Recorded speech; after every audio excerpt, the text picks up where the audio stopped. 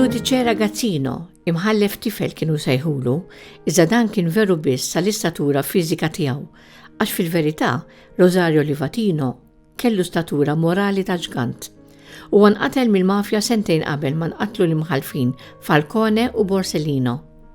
Bin Vincenzo, avukat minn familja ta' avukati, Rosario Livatino twilet f'Canicattì, Agrigento, fin-nofsinhar ta' Sqallija fl-1952. Belt fejn il-kontroll mafjuż jifga l-politika u l-ekonomija. Ta' 23 sena Livatino gradwa bl-unuri fil-liġi mill-Università ta' Palermo u eżatt wara fix-xjenzi politiċi. 3 snin wara daħal fil-maġistratura.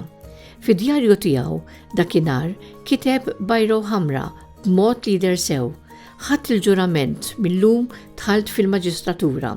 Mbagħad bil-lapes jiet jalla l-mulej ikun miegħi u jgħinni nirrispett tal-ġurament u nġib ruħi skont kif titlob minni l-edukazzjoni li tawni ommi u missieri.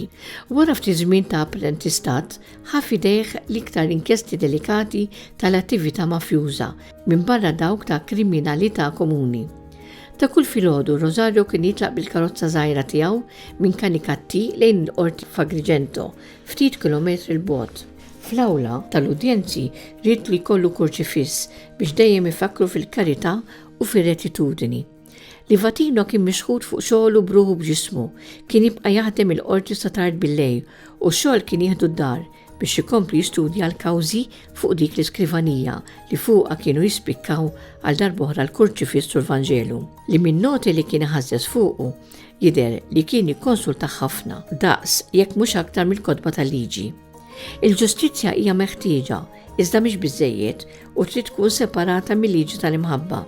Jikteb u mhux diffiċli tinduna minn fejn ġie ispirat, l-istess bħalma meta kiteb li l-ogħla qatt ta' ġustizzja jrid ikun l-ogħla qatt ta' mħabba jekk hi ġustizzja vera u viċi versa jekk hija mħabba awtentika.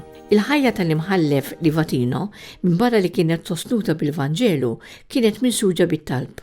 Huwa kien jibda l-ġurnata billi jagħmel vista qasira fil-Knisja żgħira ta' San Giuseppe fejn il-qorti u hemm jixteħed f'xi rokna jitlob fejn ma jara ħadd. Anke għall-qudiesa tal-ħadd kien jażel il-Knisja fejn ħadd ma jkun jafu. Kien bniedem ta' fidi konkreta u ma kien jagħmel xejn biex juri ruħu.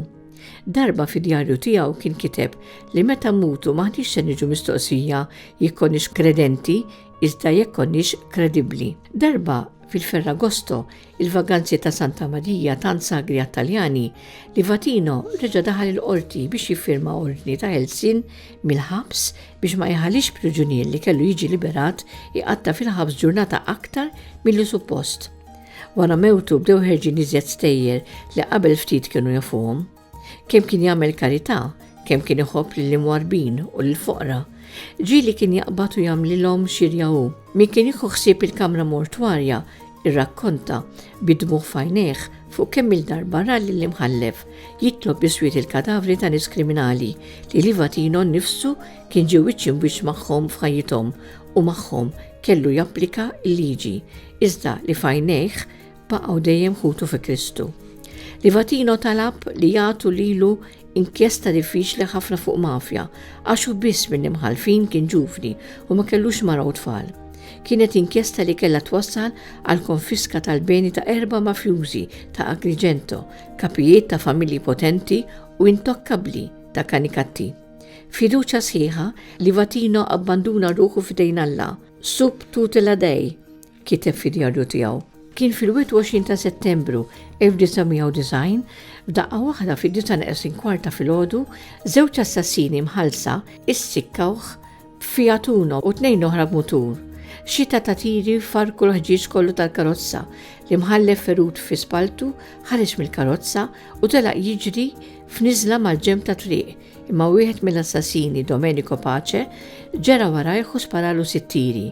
Kien baqalu biss ta' xi ġurnata oħra biex jagħlaq it-38 sena. Martri tal-ġustizzja u indirettament tal-fidi, hekk se jaħlu l-Papa Pollak lill-imħallef Livatino fid-9 ta' Mejju 1993 fi żjara tiegħu fi Sqallija. Wojtyła kien iltaqa' ma' ommu missier Livatino għal 7 minuti biss, imma tant anqal mill-eżempju ta' Rosario li jagħmel dik il-famuża kundanna tal-mafja fil-Valle dei Templi, kundanna li ma kienitx prevista li ssir. F'Diċembru li għadda l-Papa Franġisku ħabbar li matul din is-sena Livatino se jkun iddikjarat beatu, l-ewwel imħallef iddikjarat beatu fl-istorja tal-Knisja.